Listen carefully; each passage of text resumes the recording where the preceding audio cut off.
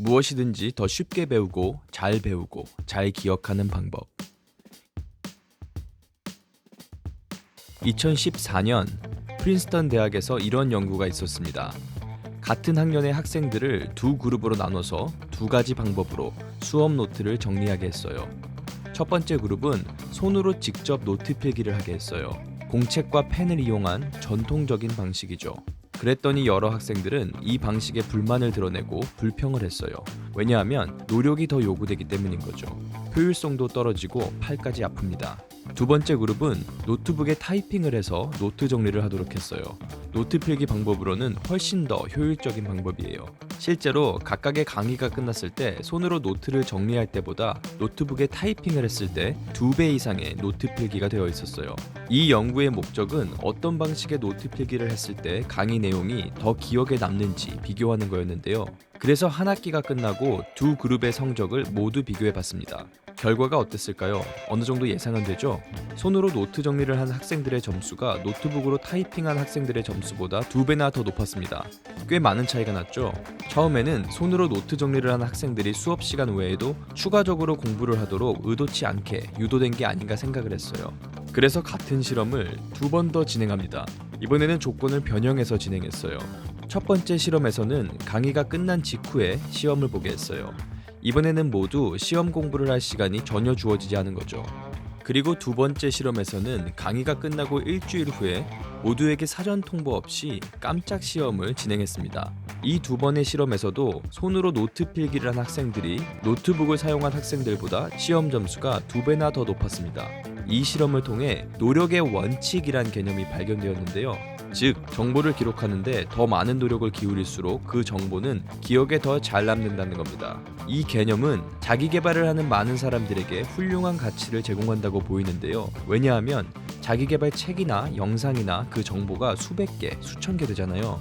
그리고 많은 사람들이 비슷한 내용을 반복적으로 읽고 들으면서 많은 시간을 투자합니다. 그런데 아무리 많은 시간을 투자하더라도 아무것도 기억하지 못하고 내 것으로 만들지도 못한다면 전혀 쓸모없겠죠. 자기 개발에 있어 책을 읽는 건 좋아요.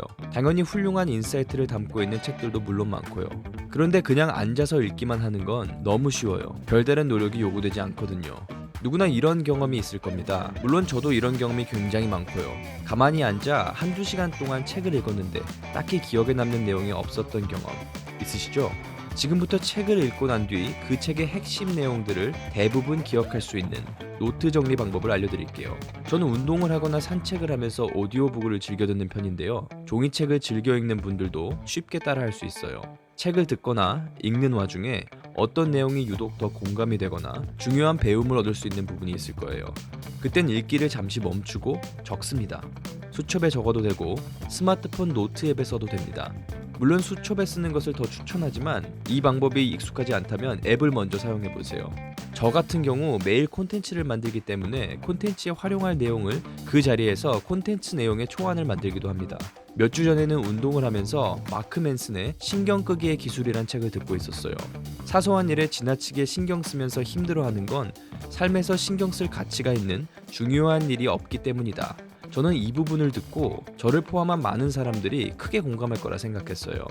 그래서 그 자리에서 운동을 멈추고 오디오북도 일시정지시킨 상태에서 노트 앱을 켜고 그 자리에서 글을 썼어요. 사소한 일에 지나치게 신경 쓰면서 힘들어하는 건 삶에서 신경 쓸 가치가 있는 중요한 일이 없기 때문이다.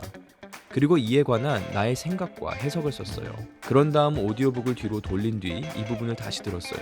그리고 며칠 후에 이 내용은 인스타그램의 콘텐츠로 완성되었습니다. 이 작은 정보를 담기 위해 투여된 노력이 어느 정도인지 보이시죠?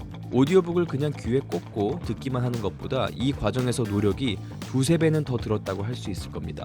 오디오북을 듣고 멈춰서 노트를 적고 다시 듣고 이러한 과정을 거쳤기 때문에 이 책의 내용은 제 머릿속에 더 오래 저장될 거예요. 콘텐츠로 만들어 다른 사람들에게 전달까지 했기에 이 정보에 대한 기억은 더 강하게 남아있고요. 그리고 자기 개발에 관심 있는 친구들에게 이 내용을 전달하면서 더더욱 이 내용은 머릿속에 오래 남습니다. 무엇이든지 배운 내용을 다른 사람들에게 가르칠 때 추가적인 노력을 기울이게 되어 기억에 더 오래 남게 되며 가르치면 반드시 자기 것이 됩니다. 배움을 기억에 남기고 싶다면 노력의 원칙을 기억해보세요. 그 정보를 담기 위해 더 많은 노력을 기울일수록 그 기억은 머릿속에 더 오래 남습니다.